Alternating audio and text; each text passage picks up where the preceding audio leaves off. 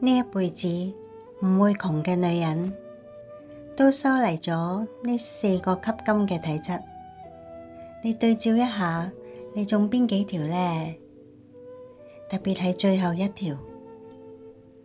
所有富貴嘅女人，佢哋都有一個共同點，對財富嘅態度同普通人唔太一樣。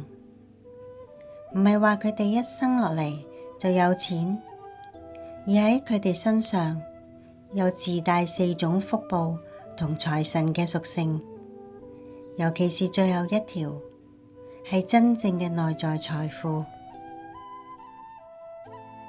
第一，對錢係超知足同無畏，人哋日日睇住個賬戶嚟焦慮，但係佢哋就將錢睇得好透。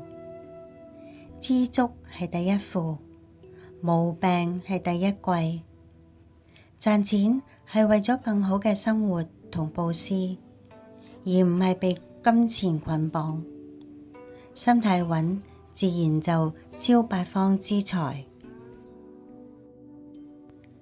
第二，對自己、對朋友行布施都唔會吝嗇，買嘢唔會糾結，唔苛求，對家人同朋友花錢都會好大方，深知財係5家所共，即係水、火、道、官、樂子，唯有善用同廣種福田，先至能夠生生不息。懂得捨，先會有得，呢啲就係財富嘅因果啦。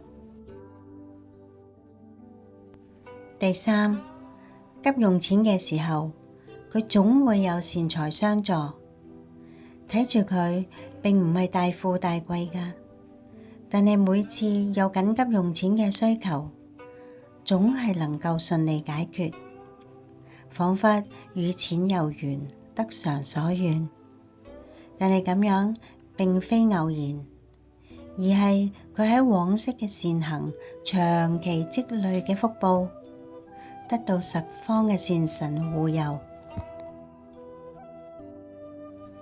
第四，大錢佢冇，但係小錢會不斷，日子越過越順。人哋嘅生活起伏不定，但係佢嘅日子就能夠順風順水，福德日增，就好似財神眷顧一樣。佢深知萬貫家財不及一技隨身，更不如般若智慧。佢所積累嘅係內在嘅智慧同福報，咁樣先至係真正嘅無盡寶藏。請你同我都一齊默默咁祝福自己，願你我都能夠廣種福田，八方來財，順風順水。